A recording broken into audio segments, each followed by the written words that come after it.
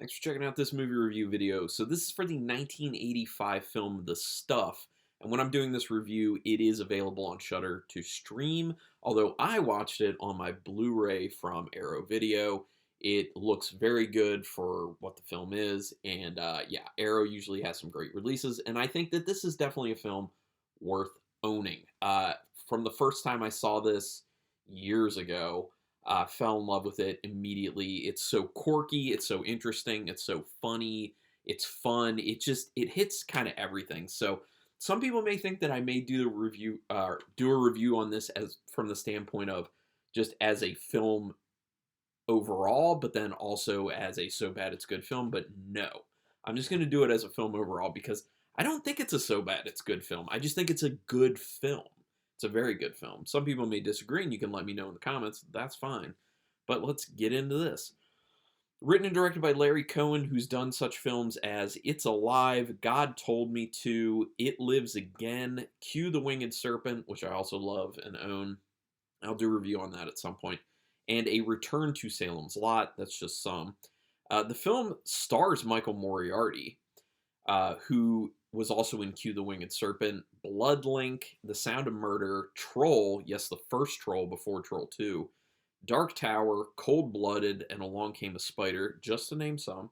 He was also in Larry Cohen's episode of Masters of Horror, which is a really fun one as well.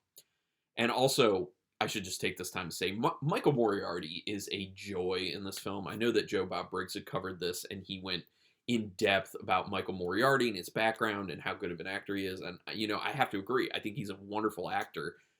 So much fun. He brings so much interesting, I wouldn't say interestingness, no, such an interesting aspect to the character of Mo Rutherford and just plays it like he's chewing scenery the entire film. And it's just delightful to watch. Some shots of the actual stuff in this chasing people was actually blended fishbone foam. They use that, but they also ended up using ice cream, yogurt, and fire extinguisher foam as well. So there were those four things that they used for different things they needed from the stuff in this film. So if you really pay attention, you can tell which ones are which. Now, apparently, that blended fishbone foam was really stinky, as you can imagine. So they needed, as soon as they were done with the shots, they like got rid of it. And some people who were even handling it had to really scrub to get that smell off. So apparently that was not a fun part of the shoot. And it doesn't sound fun either. Larry Cohen believed the lack of success of the film was because it was marketed as pure horror. And the studio was disappointed because they wanted a pure horror film. It sounds like that's a situation where the studio was like, we're going to tell you what we want out of it, and you better make it this. And Larry Cohen's like, but that's not the script that I bought you, and that's not the vision I sold you, so I'm going to do it my way, which good for him for actually doing it his way and not trying to make it straight horror. Because think about this film as straight horror. People would just be like, it's a ripoff of The Blob, kind of, and it wouldn't be as fun, it wouldn't be as interesting at all. It would probably be a film that would just be totally throwaway. We wouldn't really be talking about it anymore. It wouldn't be a cult classic. Because of its interesting mix of kind of like being a satire, being a comedy, being horror elements as well, having an action aspect to it as well with the whole militia thing. You know, it's so many different things, and it just works that way. Cohen said that the film was actually longer and more sophisticated initially, but the studio wanted it to have faster pacing, so it ended up getting cut down. I would be interested in a director's cut of the stuff, if that's even possible at any point, but who knows? I don't know. But that said, I will also say that I feel like the pacing of it is really good. So maybe it's good that some of that stuff was cut out, but I'm also curious to know what was cut out, and I would like to see that stuff, because maybe the pacing is still fine if you had all that extra stuff in there. Plus, I just want to see what was the original vision in its entirety.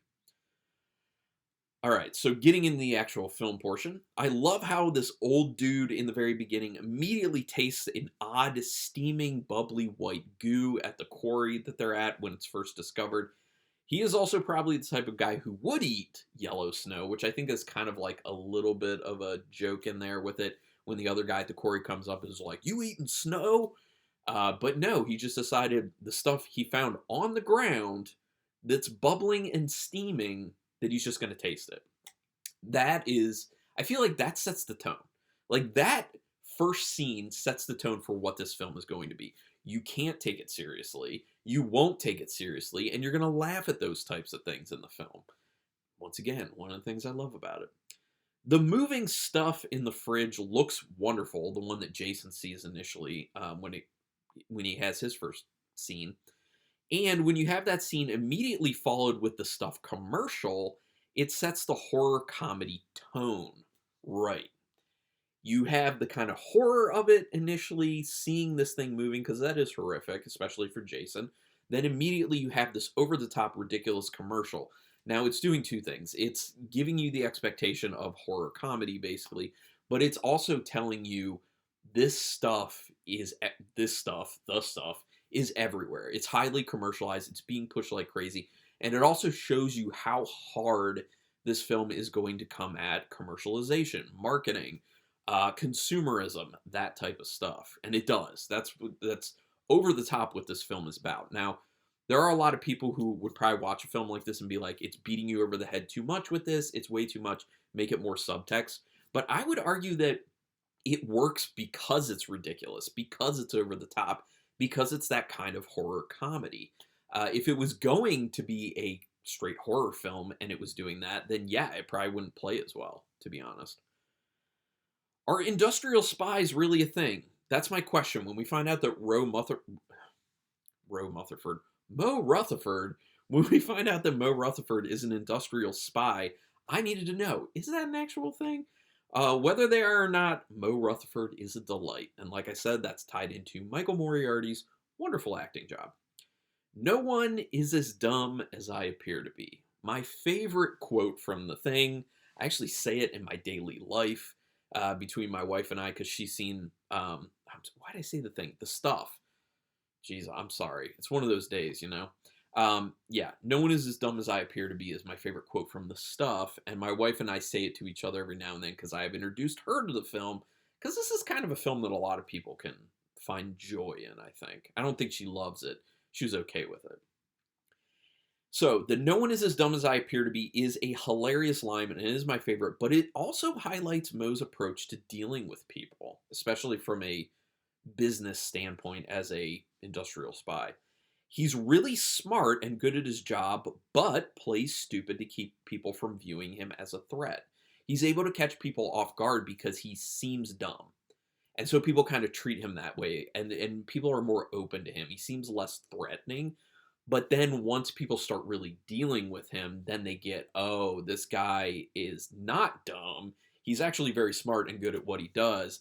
Maybe I've said too much, maybe I've cooperated too much at this point, but it's too late. So I think it's cool that that is a funny line, but it also cuts to the core of how Mo actually operates in his position. They draw a comparison to Coca-Cola early in this film, which makes the point that FDA-protected secret recipes keep people from knowing what they're putting into their bodies. Yes, that's a thing. They literally say that, like, the secret recipe of Coca-Cola is protected by the FDA. That happens with a bunch of things. Basically saying that we have a patent on this specific thing. We don't want other people to be able to duplicate it. But then it raises the question for consumers of what is in that recipe and is it okay to be put in my body? It creates this kind of level of distrust, unfortunately. And that's what they're going at by saying that in the film. I love how Mo just busts in on Nicole's commercial shoot and stops it because he doesn't wait. He literally says, he's just like, like, I don't wait. And I'm sure you're that type of person too. I know you don't wait. And then he's super charming too. Like, that's the big thing. I mean, obviously a lot because of Michael Moriarty's acting, but he imbues the character of Mo with just an insane amount of charm. And in addition to that kind of acting stupid, he also is just able to talk his way into people's hearts to a degree. Literally with Nicole, he's able to do that. And he gets her to switch from making commercials for the stuff, literally, to going against this very product that's paying her way of life. So he's very charismatic. But I just love that scene where he busts in and he just stops the filming. Because he's just like, well, I don't wait, you know? And then he just talks his way into everything he wants with Nicole, including her pants later on. Victor's Vickers, it's one of those, I'm sorry. Vickers having a lot of the stuff at his house is supposed to insinuate corruption tied to his job with the FDA. I think it partially symbolizes corruption, but it also is showing that degree of dependence on the stuff, because then you find out that his dog Ben, which it's funny that someone names their dog Ben, um, it gives you the idea that the dog Ben is dependent upon it. Otherwise, he starts like freaking out and getting almost feral to a degree. So he just keeps needing to give him the stuff. So it serves a dual purpose when Mo finds all that stuff in his, looks like, study, basically. Ben the dog is the canary in the coal mine. He's the first to have severe effects from the stuff in the film, giving people, viewers, the idea of what is to come. And also Mo, at that point, what is to come if people consume enough of the stuff, which rhymes and sounds great. So yeah, canary in the mine there. The teaming up of Mo with Chocolate Chip Charlie is awesome. I feel like at that point it kind of, at least for a little bit, turns into almost like a buddy cop film. I mean, it feels that way. They're both very charismatic characters. They're both very charismatic actors. And they play really well off each other. I kind of wanted them to stick together. I understand story-wise why they didn't, but I really wanted them to stick together at that point, because you're all like, Mo and Charlie, this is a dream team. And you're just like, let's go. Let's solve this issue together. But no, they split up. The reveal that people becoming hollow shell because of the stuff is actually pretty horrific. You know, with the mouth opening so much and being like, you know, to the side, and like the hollow look on the face and everything, and literally coming out of the mouth and leaving, and just leaving the body as a husk. It properly gets through the horror aspect of it and showing that the stuff literally takes people's bodies over. Fletcher, the CEO for the stuff, embodies the greedy, morally corrupt CEO who won't consume his own product, but he sells the hell out of that product, knowing that it's actually not that good for you, but not having enough morality to not sell it to people because they know it's bad. Although numerous times throughout the film they make these claims that, oh, it's been tested and proven to be safe, it's totally fine, it's about, you know, it's a bunch of BS, especially by the time you get to the end of the film. When Jason's father says, get him, to Jason's brother, that's the signal that his family is 100% controlled by the stuff. Prior to that, you see little glimpses of his father starting to come under control of the stuff, but that's when it's like full on. That's kind of your indicator in the film where Jason walks away and the father turns to this other son and is like, get him. It's this change in tone, it's a change in demeanor, and it's showing that now he's driven by making Jason eat the stuff, basically. It's also followed by the quote, now you go to your room and finish that, when he gives him a container of the stuff. Then you can become a part of the family again. Showing that the stuff rules his family, everyone's controlled by the stuff, and once you are assimilated by the stuff, you are then a part of the family again. Until then, you're a threat to the plans of the stuff. Just saying. The hotel room scene may be my favorite scene in the entire film. It's very, very impressive when the stuff starts attacking. And they do it in a bunch of different ways. Like, initially, it's like pouring through the pillow, which looks like marshmallow fluff. That was probably ice cream, though, would be my guess. But it looks cool, kind of like busting through the pillow. And then the part where it's like spewing out of the, eventually spewing out of the mattress itself. Which, apparently, that room they used, it was one of those rotating rooms. And they just, like, poured it through the mattress when it was, like, upside down so it would go to the wall, or, like, at an angle. It is apparently the exact same rotating room that was used in Nightmare on Elm Street for the Johnny Depp kill scene. So I thought that was a little interesting bit of trivia, and it was just cool that they used that. It looks awesome, much like the Nightmare on Elm Street scene. Also a pretty great scene at the quarry when you see the giant pool of stuff that they're just pumping into tanker trucks. It just looks gross. Like, it looks unsanitary, and you're like, this is what they're sending to people. But also the fact that you just, like, every here and there, you just have, like, these little random, like, shapes popping out of the pool of stuff. and it like further makes you like, what is this? Like, it looks even grosser when they're doing that. Like, it looks gross as just like this big white pool, but it's even grosser when it's like bubbling and you have those things popping up here and there. And it, obviously drives home even more that it's alive. It's very alive. I like how one guy's face explodes when his legs get run over by the tanker truck that Mo steals. It's such like a weird thing. I don't know why they decided to have his head explode when his legs get run over, but it's funny to me and it's fun because the head explosion or the face explosion is, I mean, it looks good. I enjoy it. So, do Colonel Spears' men just lay in the grass all day waiting for people to approach his castle? That was the thought that went through my head when Mo drives up. Mo and Nicole and Jason drive up, and they just like pop out of the grass all over the place. Like, is that literally what they're doing? Because it seems like it's kind of in the middle of nowhere, so they just spend all day just like laying in the grass, hoping that a vehicle shows up so they can stand up for a little bit. Just another kind of funny thing about the film. Side note there.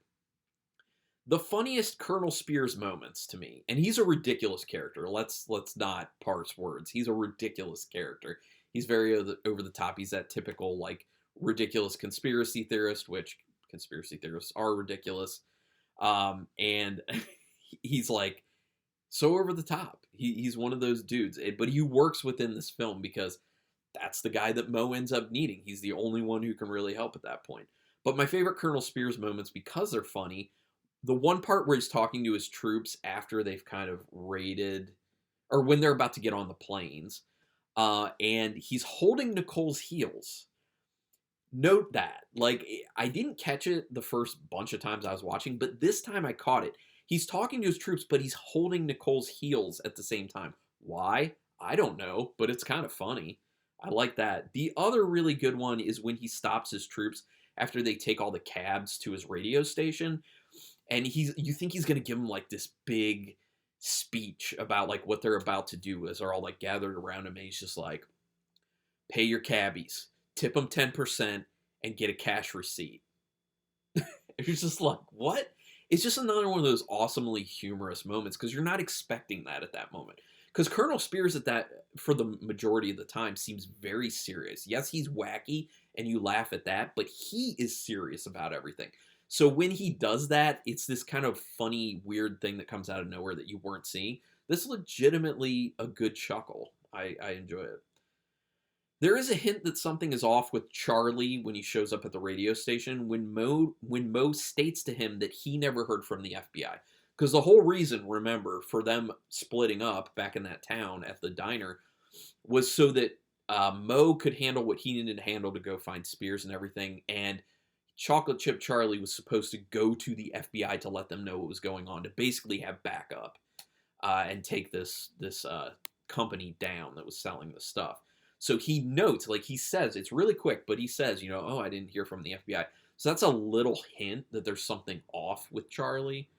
And then obviously you see the pretty infamous scene within this film, or famous scene within the film, of the awesome practical effects of the stuff coming out of Charlie. Like, first, his face just starts like elongating and his mouth is getting huge, and the inside of his mouth looks disgusting. Like the way they painted it, if you're looking at that, it just looks nasty. And then all this white stuff is just like plowing its way out, and yeah, it's something, man. It's pretty good. I mean, there is a potential that someone could kind of look at that and find a deeper meaning in like something that's purely white coming out of a man who is black at that point was kind of a representation of a black-owned company being stolen and turned totally white by this new company, because Chocolate Chip Charlie makes the comment that he did not sell his company, that it was sold from under him, that the company that owned the stuff had come in and talked to a bunch of people without him being aware of it, who were even family members, and negotiated them into selling their shares to them so that they could then sell the company out from under him. So, and apparently the character of Chocolate Chip Charlie was supposed to be kind of modeled after Famous Amos from what I read in my research. Just saying. But love the practical effects on the part where all the stuff starts coming out of Charlie. And it is a good kind of like tense moment.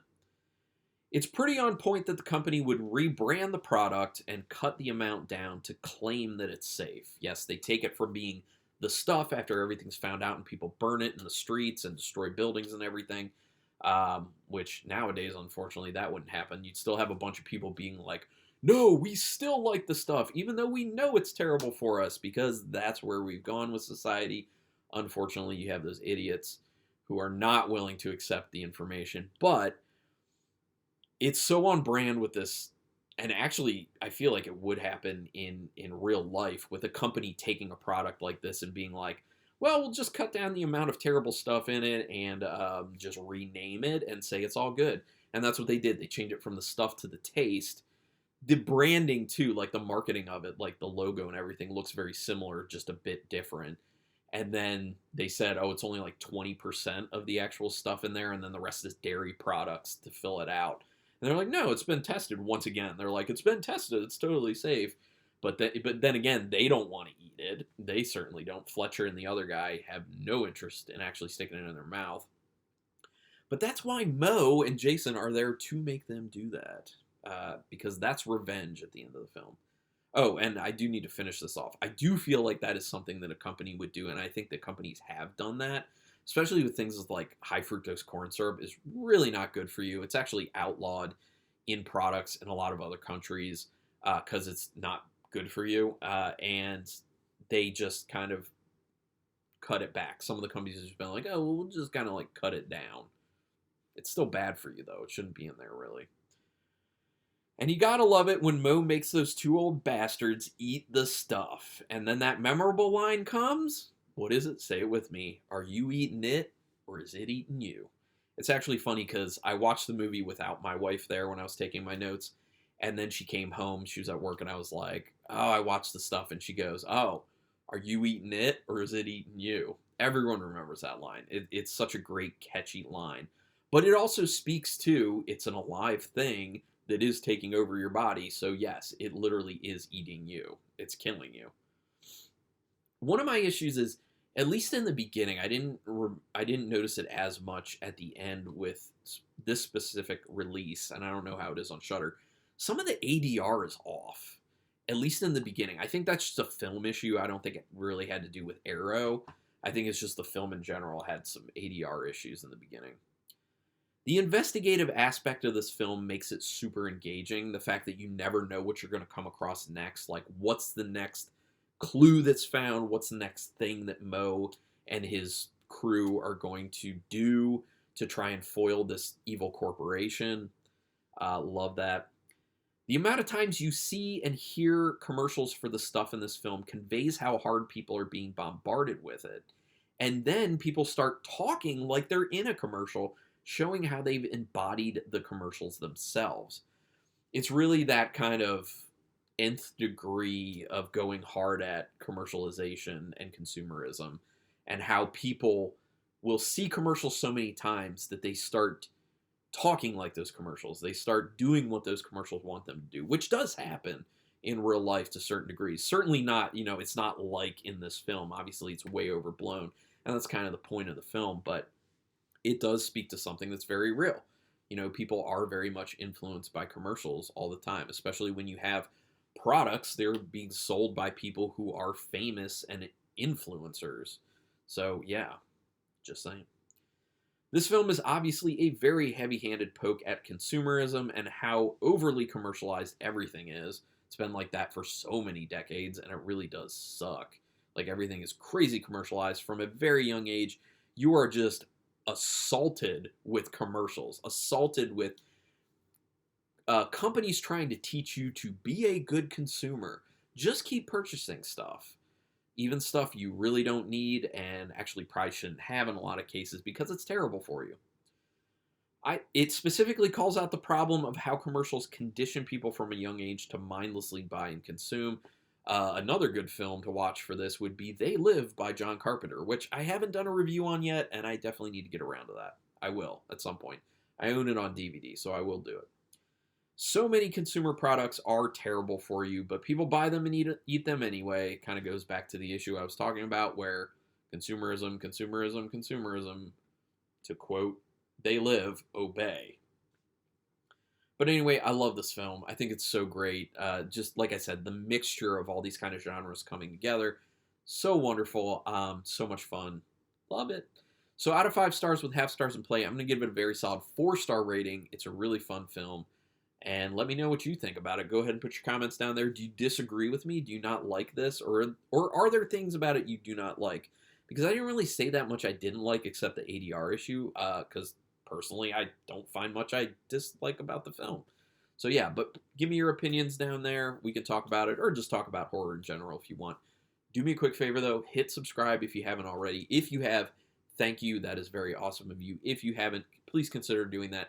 It is quick, painless, costs you no money, and it's your way to say thank you to me. And it really legitimately keeps me driven to keep doing these videos because I'm not making money doing this or anything. So, just doing it for a hobby. It's a good time. I mean, I enjoy it, but, it also, from time to time, if you're doing a lot of them, you can just start to get a little bit tired, and you're just kind of like, ugh. And I say that mainly because I'm in October at the moment when I'm doing this, and I just put out one video every single day for October.